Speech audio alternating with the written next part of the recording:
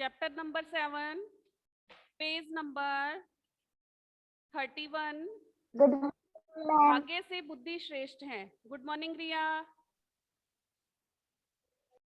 यहाँ पहले हम शब्दार्थ पढ़ते हैं। Good morning ma'am. Very good morning. पहला है श्रेष्ठ, अच्छा, बहुमूल्य, कीमती, आभूषण, गहने, रंक। मैम ये कॉपी में करना है क्या? नहीं, ओनली समझना है बेटा, कॉपी में आप होमवर्क में करना। गरीब, माइक म्यूट करो सब। समृद्ध, मैम आपके शब्दार्थ करवा रही हो, अब करने है क्या ये? करने नहीं है, खाली समझने हैं। धनी, यस। निश्चित,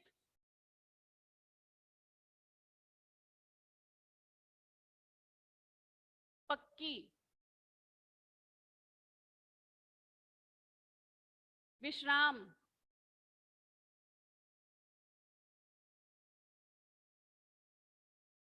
आराम,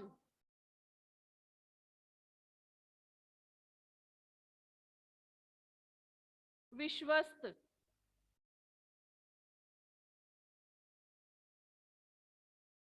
विश्वास के योग्य,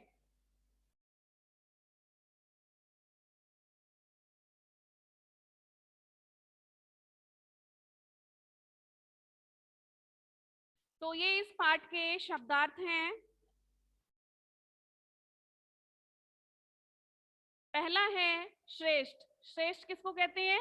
अच्छा, बहुमूल्य, कीमती, आभूषण, गहने, रंक, गरीब, समृद्ध, धनी, निश्चित, पक्की, विश्राम, आराम, विश्वस्त, विश्वास के योग्य। तो ये थोड़े से शब्दार्थ हैं जो न्यू वर्ड्स हैं आपके इस चैप्टर में। उसके बारे में बताया गया है कि इनका क्या अर्थ है। और ये एक स्टोरी है, जैसा कि आप नाम देखकर जान सकते हैं, भाग्य से बुद्धि श्रेष्ठ है। भाग्य यानी किस्मत, और बुद्धि जो हमारी बुद्धि होती है, दिमाग होता है, उसके बारे में बताया गया है कि भाग्य से बुद्धि श्रेष्ठ होती है। अब कैसे होती है, कैसे इस स्टोरी में बताया गया है, तो ये स्टोरी हम पढ़ेंगे, कहानी पढ़ेंगे, तभी इसका पता चलेगा। सभी रेडी हैं बच्चे? Yes ma'am. हाँ, कुशाल माइक म्यूट करो बेटा। Yes ma'am. एक समय बुद्धि और भाग्य में बहस छिड़ गई। एक बार बुद्धि और भाग्य दो थे, बुद्धि अलग है, भाग्य अलग है, और दोनों में आपकी आवाज नहीं आ रही। आवाज नहीं आ रही है? अभी भी नहीं आ रही? मैम आपकी आवाज नहीं आ रही। अभी भी नहीं आ रही क्या? अनन्या, आवाज आ रही है? Yes ma'am. आरवी, अपना माइक चेक करो। आवाज कर बेटा। आ रही है अब? अभी तो आ रही थी बेटा, ये देख। मैम अब आने लग गई। अच्छा, माइक म्यूट करो बेटा। Page number 31, chapter number 7। भाग्य से बुद्धि श्रेष्ठ है। यह एक स्टोरी है जो बहुत ही इंटरेस्टिंग स्टोरी है। इसमें भाग्य और बुद्धि दोनों के बारे में बताया गया है। ये क्या स्टोरी है, हम इस चैप्टर के माध्यम से पढ़ते हैं। एक समय बुद्धि और भाग्य में बहस छिड़ गई। एक बार बुद्धि और भाग्य में दोनों में बहस हो गई। दोनों आपस में कन्वर्सेशन करने लग गए कि मैं श्रेष्ठ हूँ। बुद्धि बोली मैं श्रेष्ठ हूँ, भाग्य बोला मैं श्रेष्ठ हूँ। बुद्धि स्वयं को श्रेष्ठ बताती और भाग्य स्वयं को श्रेष्ठ बताता। दोनों में से कोई भी हार मानने को तैयार न था। दोनों अपनी होड़ में लगे हुए थे कि मैं श्रेष्ठ हूँ। श्रेष्ठ मतलब क्या बताया है? अच्छा, यस। मैम मैम इसे नोटबुक में लिखना है क्या? नहीं, नोटबुक में नहीं लिखना है, ओनली सुनना है और समझना है। Okay ma'am. दोनों में होड़ लग गई कि मैं श्रेष्ठ हूँ। श्रेष्ठ मतलब अच्छा, कि मैं अच्छा हूँ, वो बोलता है मैं अच्छा हूँ। कभी बुद्धि बोल रही है, कभी भाग्य बोल रहा है, और दोनों स्वीकार करने को तैयार नहीं है कि ये श्रेष्ठ है कि वो श्रेष्ठ है। सब दोनों अपने आप को ही श्रेष्ठ यानी अच्छा बता रहे थे। दोनों में श्रेष्ठ सिद्ध करने के लिए एक गडरिये को चुना। दोनों ने श्रेष्ठ सिद्ध करने के लिए एक गडरिये को चुना। जब दोनों में बहस छिड़ रही थी, दोनों आपस में तर्क वितर्क कर रहे थे, तब दोनों ने एक गडरिये को उसका फैसला करने के लिए चुना। गडरिया कौन होता है? जो भेड़ बकरियां चराता है, जैसा कि आप ये देख सकते हो फोटो में। और यहाँ पे बुद्धि है और भाग्य है, ये दोनों भी यहाँ पे दिखाए गए हैं सर्कल में। गडरिया अपनी भेड़ों को लेकर जा रहा था। जहां पे वो बहस कर रहे थे बुद्धि और भाग्य, वहां से एक गडरिया अपनी भेड़ों को लेकर जा रहा था।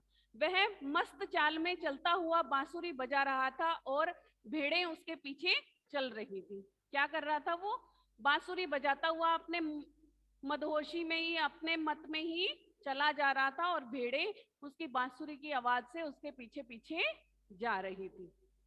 गडरिये के कुछ दूर जाते ही बुद्धि ने भाग्य से कहा। जब गडरिया थोड़ी दूर चला गया, तब बुद्धि ने भाग्य से कहा। क्या कहा? देखो, तुम्हें अपने पर इतना गर्व है तो इस गडरिये को सम्राट बना दो, मैं अपनी हार मान लूंगी। बुद्धि ने कहा कि हे भाग्य, अगर तुम्हें अपने आप पर इतना ही गर्व है कि मैं श्रेष्ठ हूँ, भाग्य को बोला। किसने बोला?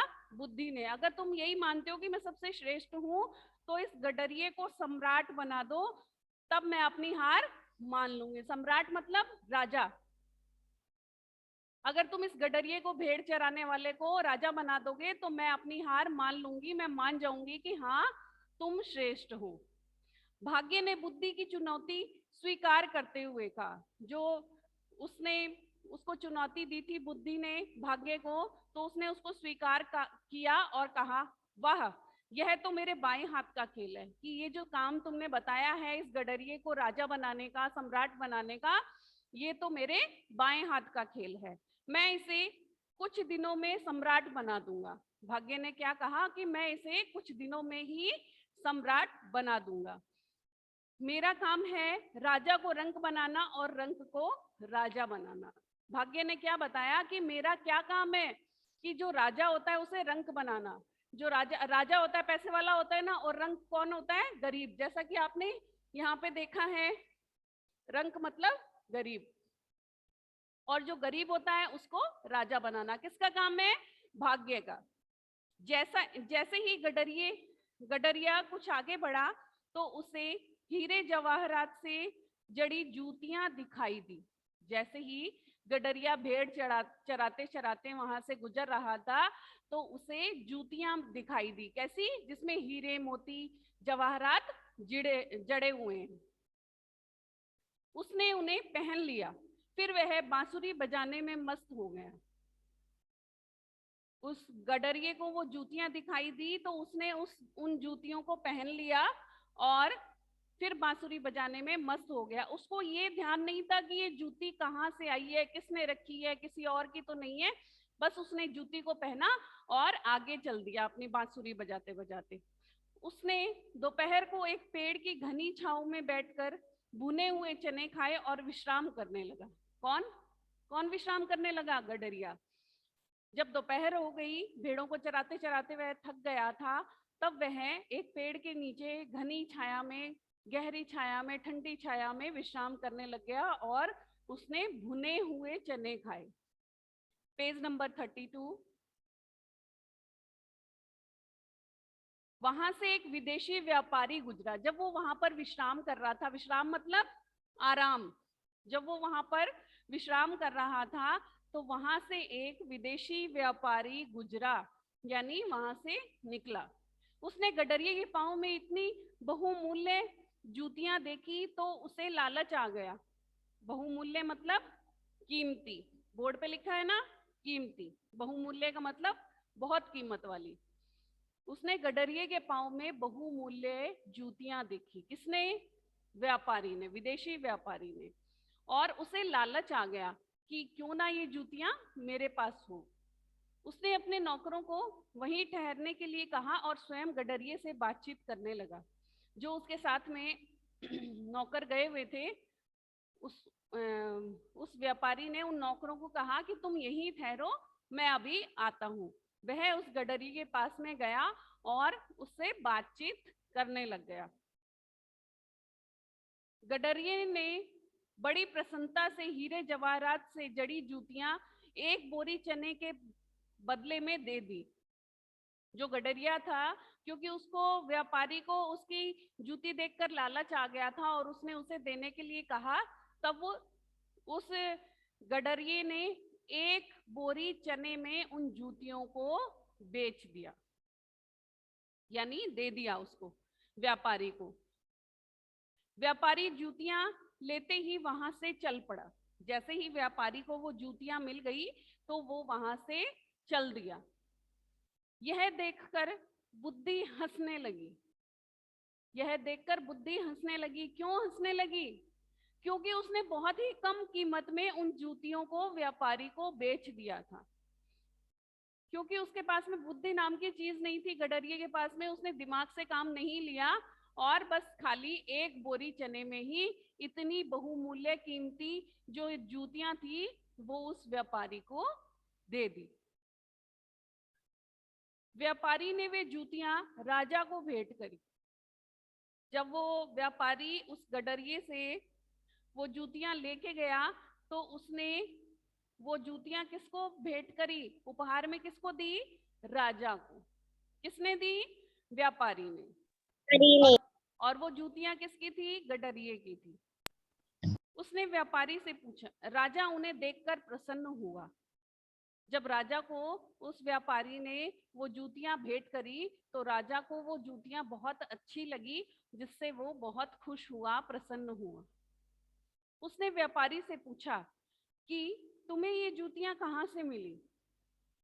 राजा को जब वो जूतियां मिली वो बहुत प्रसन्न हुआ, बहुत खुश हुआ कि बहुत महंगी ये जूतियां हैं, हीरे जवाहरात से जड़ी हुई। तो उसने उस व्यापारी को पूछा कि तुम्हें ये जूतियां कहाँ से मिली? व्यापारी ने राजा को सच्ची बात नहीं बताई। उस व्यापारी ने सच्ची बात नहीं बताई कि मैं ये जूतियां गडरिये से खरीद के लाया हूं एक बोरी चने में, एक बोरी चने में। उसने कहा कि ये जूतियां मुझे हिंदुस्तान के राजकुमार ने भेंट की है। उसने झूठ बोला ना। किससे लाया था? वो गडरिये से लाया था। पर उसने झूठ कहा कि ये जो जूतियां हैं ये मुझे हिंदुस्तान के राजकुमार ने भेंट की है, उन्होंने मुझे उपहार में दी है और मैंने आपको लाकर दे दी है। मैंने इन्हें आपके ही योग्य समझा और इन्हें आपको भेंट कर दिया। वो व्यापारी बहुत ही चालाक था। उसने बात बनाते हुए कहा राजा को कि ये जो जूतियां हैं मुझे यूज में नहीं लेनी थी, मुझे ये आपके लायक ही लगी, आपके योग्य ही लगी कि ये तो राजा के पैरों में ही अच्छी लगेगी, इसलिए मैंने ये जूतियां आपको भेंट कर दी। राजा ने सोचा कि इतने समृद्ध देश के राजकुमार से अपनी बेटी का विवाह करना ठीक रहेगा। जब राजा को उसने बताया कि मुझे हिंदुस्तान के राजकुमार ने ये जूतियां भेंट दी है, तो उसके माइंड में, उसके दिमाग में एक प्रश्न आया, क्या इतने बड़े समृद्ध, जिसके पास में धन दौलत, धन संपदा, सब चीज होती है, हर चीज से परिपूर्ण होता है, ऐसे देश के राजकुमार के साथ क्या मैं मेरी राजकुमारी का विवाह कर सकता हूँ या करना चाहूँ तो ये बात ठीक है क्या? उन्होंने व्यापारी से अपने मन की बात बताई और तुरंत हिंदुस्तान जाने को कहा। जो उनके दिमाग में प्रश्न आया कि क्या मैं इस राजकुमार से मेरी पुत्री का विवाह कर सकता हूँ क्या, उसने ये बात तुरंत उस व्यापारी को बताई और उस व्यापारी को तुरंत वहां से हिंदुस्तान जाने के लिए कहा कि तुम यहाँ से हमारा पैगाम लेके जाओ कि ये राजकुमार क्या मेरी पुत्री के साथ में विवाह कर सकते हैं क्या। व्यापारी अब बड़े संकट में पड़ गया, क्योंकि व्यापारी ने झूठ बोला था ना कि ये मैं हिंदुस्तान के राजकुमार से लाया हूं, और जबकि वो जूतियां किसकी थी? एक गडरिये की थी। अब वो संकट में पड़ गया जब राजा ने उसको जब राजा ने उसको हिंदुस्तान के राजकुमार के पास में भेजा तब।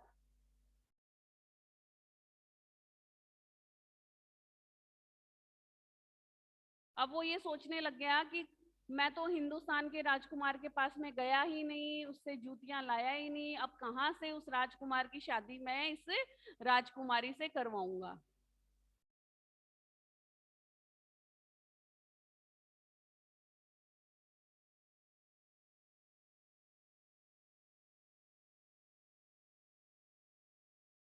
वह रास्ते भर सोचता रहा। गडरिया देखने में सुंदर लगता है। जब वो वहां से राजा के महल से निकल गया था हिंदुस्तान के राजकुमार से मिलने के लिए, तब वो रास्ते में सोच रहा था कि जो गडरिया है वो देखने में तो बहुत सुंदर लगता है। राजसी वस्त्र आभूषणों से सुसज्जित होने पर वह राजकुमार सा लगेगा। गडरिये के मन में क्या आया? राजसी आभूषण से सुसज्जित। जब वो राजसी आभूषणों को पहन लेगा, कपड़े पहन लेगा, तो वह राजकुमार सा लगेगा। कौन लगेगा? गडरिया, क्योंकि वो दिखने में बहुत good morning ma'am. Good morning. दिखने में बहुत ही सुंदर था। और जब मैम यस बेटा। मैम चैप्टर 6 नागमणि करा दिया गया। पेज नंबर 32 नीचे के पैराग्राफ से 3rd नंबर वाला पैराग्राफ ऊपर। मैम यस नागमणि चैप्टर करवा दिया क्या आपने? हाँ करवा दिया। मैम आप उनसे फोटो सेंड कर देगी क्या? म्यूट करो एक बार। यस और मैम। सुनो इसको।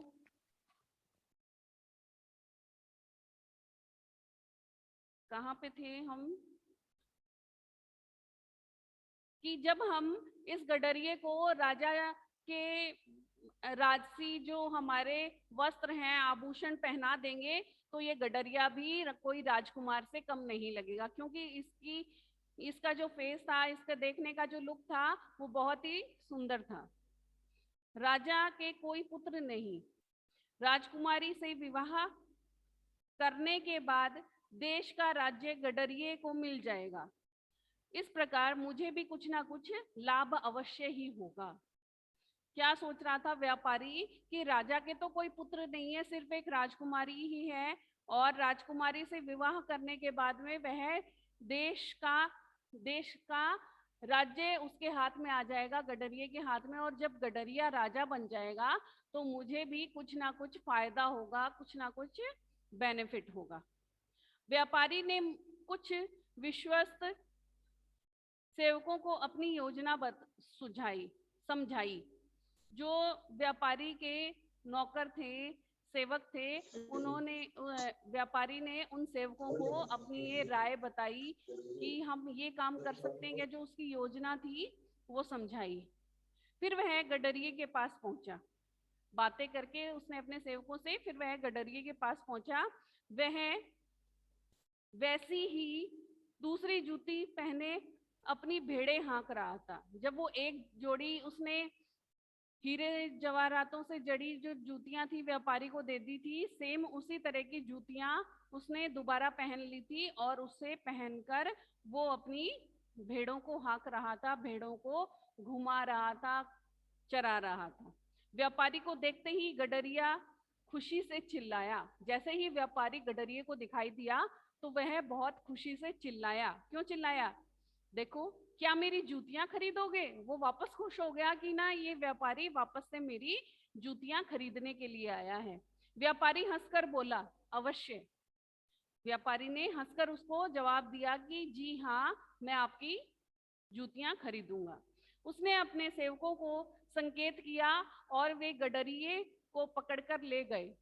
उसने अपने सेवकों को यानी नौकरों को इशारा किया और वो गडरिये को पकड़कर ले गए। सेवक उसे थोड़ी ही देर में राजसी वस्त्र आभूषणों से सुसज्जित कर व्यापारी के पास लाए। जब वो उसको लेके गए थे, कहाँ लेके गए थे? उसको तैयार करने के लिए। उसको राजसी वस्त्र पहनाए गए और वस्त्र के साथ उसे कीमती आभूषण भी पहनाए गए और उसे सुसज्जित करके यानी बहुत सा सुंदर बनाकर व्यापारी के पास में वापस ले आए, तैयार करके ले आए। गडरिया चीखता चिल्लाता रहा कि मुझे ना जाने कैसे भारी भारी वस्त्र आभूषण पहना दिए हैं और मेरी भेड़ें ना जाने कहाँ भाग गई हैं। व्यापारी जोर जोर से गडरिया जोर जोर से चीखता चिल्लाता रहा कि मुझे पता नहीं किस तरह के इन लोगों ने भारी भारी वस्त्र और आभूषण पहना दिए हैं और मेरी भेड़ें पता नहीं कहाँ चली गई हैं। व्यापारी ने गडरिये को डांटा क्योंकि वो जोर जोर से चिल्ला रहा था, चीख रहा था, इसलिए व्यापारी ने गडरिये को जोर से डांटा। चुप रहो, हम तुम्हें राजा बनाने ले जा रहे हैं। उसने उसको कहा, व्यापारी ने, कि हम तुम्हें राजा बनाने के लिए ले जा रहे हैं। ज्यादा शोर मचाया तो मार डाले जाओगे। अगर तुमने ज्यादा शोर मचाया, चीखोगे, चिल्लाओगे तो हम तुम्हें मार देंगे। उसको डरा रहे थे वो व्यापारी, क्योंकि अगर वो चीखता चिल्लाता तो पूरा गांव इकट्ठा हो जाता, कभी कोई आता कभी कोई आता। इसलिए उसने उसे डांट लगाई कि तुम चुप रहो, तुम्हें हम राजा बनाने के लिए ले जा रहे हैं और ज्यादा शोर मचाओगे तो तुम्हें यहीं पर मार देंगे। बुद्धि यह देखकर हंसने लग गई। बुद्धि और भाग्य को तो हम भूल ही गए, इस स्टोरी में इतना भूल गए, मग्न हो गए कि हम बुद्धि भाग्य को भूल गए। बुद्धि गडरिये की यह बात देखकर बहुत ही हंसने लगी, पर भाग्य ने हार नहीं मानी और बोला, हंसती क्यों हो? बुद्धि उसकी इस रवैये से, गडरिये के रवैये से उसको बहुत हंसी आई बुद्धि को। और तभी भाग्य ने कहा कि तुम हंस क्यों रही हो? गडरिया तो सम्राट बनने ही वाला है। कि गडरिये को अब कपड़े पहना दिए, आभूषण पहना दिए और अब व्यापारी उसको राजमहल में ले जा रहा है और उसकी राजकुमारी से शादी हो जाएगी और वो राजा बन जाएगा। तो तब तुम्हें अपनी हार माननी होगी। राजा ने कुछ ही दिनों में बड़ी धूमधाम से गडरिये के साथ अपनी बेटी का विवाह कर दिया। जब वे व्यापारी उस गडरिये को राजमहल में ले गया तो कुछ दिनों के बाद में राजा ने अपनी राजकुमारी का विवाह उस गडरिये से कर दिया। गडरिया बहुत घबरा गया। जब उसकी उस राजकुमारी से शादी हुई तो वो बहुत ही ज्यादा घबरा गया था। उसकी समझ में कुछ नहीं आ रहा था। किसकी समझ में? गडरिये की समझ में, कि यह सब क्यों हो रहा है, कि ये सब क्या हो रहा है और क्यों हो रहा है, मुझे इस राजकुमारी के साथ में शादी क्यों करवा रहे हैं। रात होते ही उसने खिड़की से कूदकर भागने की ठानी। खिड़की ऊंची थी और गडरिये की मृत्यु निश्चित थी।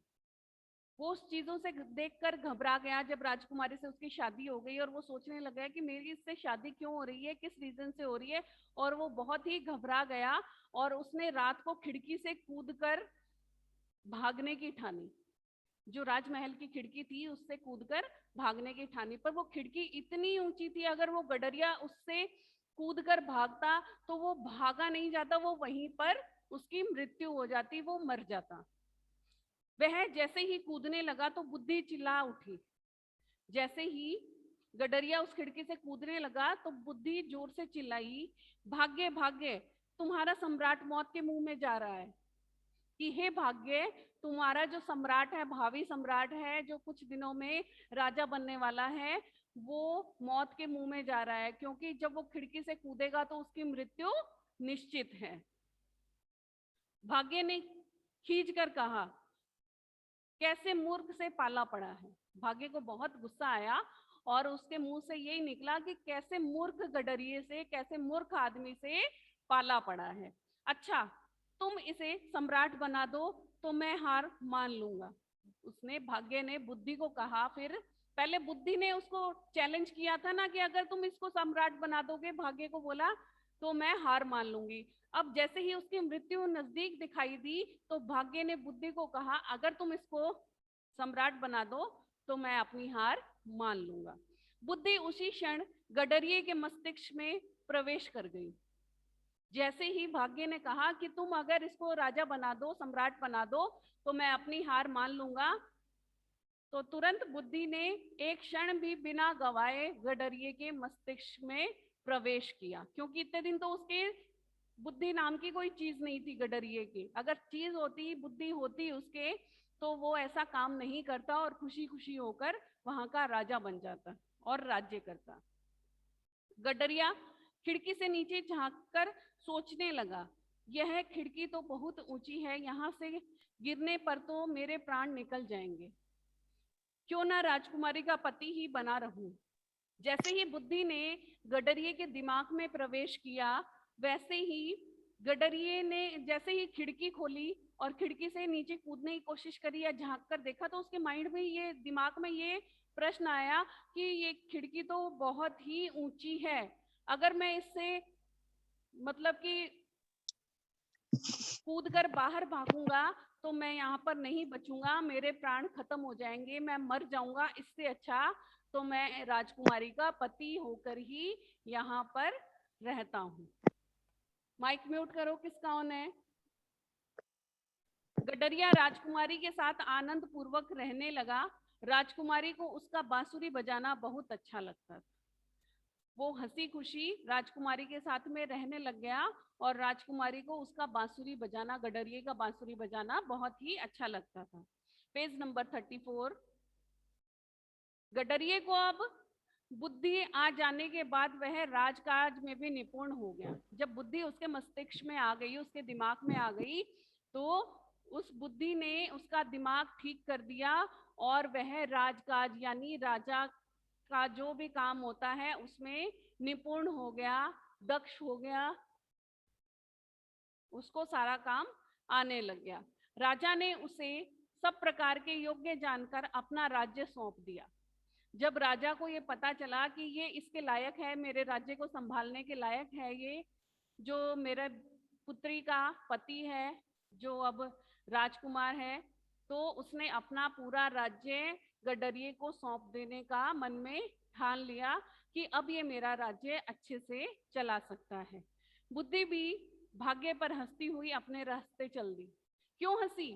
क्योंकि इन दोनों में बहस छिड़ रही थी ना कि भाग्य और बुद्धि में से कौन श्रेष्ठ है। तो आप लोगों ने क्या डिसीजन लिया? कौन श्रेष्ठ हुआ? बुद्धि श्रेष्ठ हुई। भाग्य के चक्कर में तो वो अपनी जान गंवा देता और सम्राट नहीं बनता। अगर बुद्धि उसके मस्तिष्क में प्रवेश नहीं करती तो आज वो सम्राट के लायक नहीं होता और वो खत्म हो जाता। जैसे ही बुद्धि ने उसके दिमाग में प्रवेश किया तो वह राजा भी बन गया, उसने बहुत अच्छे से राजकाज संभाला और सबका प्रिय हो गया। तो आज ये हमने चैप्टर पढ़ा है, स्टोरी पढ़ी है, बहुत ही इंटरेस्टिंग स्टोरी है। यस बेटा, आज उसका बुक वर्क कराओगी क्या आप? नहीं, आज शब्दार्थ करने हैं और ये चैप्टर आपको वापस से रीड करना है। ओके, कल इसका बुक वर्क करवाएंगे। बुक वर्क कल करवाओगे? हाँ, बुक वर्क कल करवाएंगे। ओके, क्लास ओवर करें। Okay ma'am.